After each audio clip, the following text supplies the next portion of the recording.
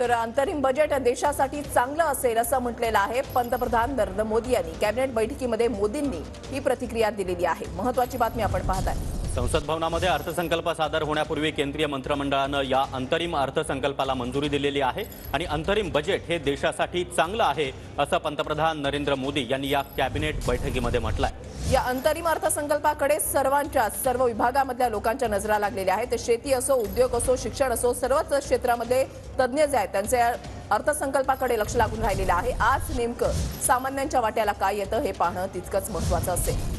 अगदी थोड्याच वेळात कुठल्याही क्षणी निर्मला सीतारामन या संसदेमध्ये दाखल होतील आणि त्यानंतर अंतरिम अर्थसंकल्प त्या मांडतील। मात्र तत्पूर्वी आपण पाहतोय की पंतप्रधान नरेंद्र मोदी यांनी ही महत्त्वाची प्रतिक्रिया दिली आहे। अर्थसंकल्पाच्या कॉपी आता संसद भवनामध्ये दाखल झालेल्या आहेत। अंतरिम बजेट हे देशासाठी चांगलं असल्याचं पंतप्रधान नरेंद्र मोदी यांनी म्हटलंय।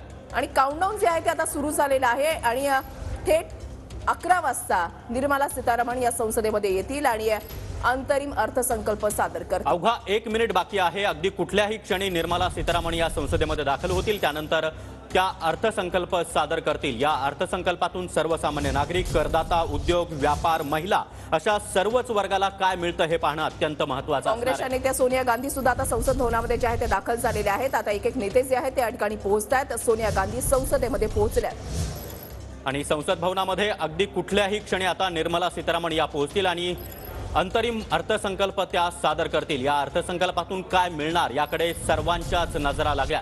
दरम्यान हा अंतरिम बजेट हे देशासाठी चांगलं असल्याचं पंतप्रधान नरेंद्र मोदी यांनी म्हटलंय। त्यामुळे आता सर्व देशवासियांचं लक्ष लागलंय त्या निर्मला सीतारामन यांच्या अर्थसंकल्पाकडे।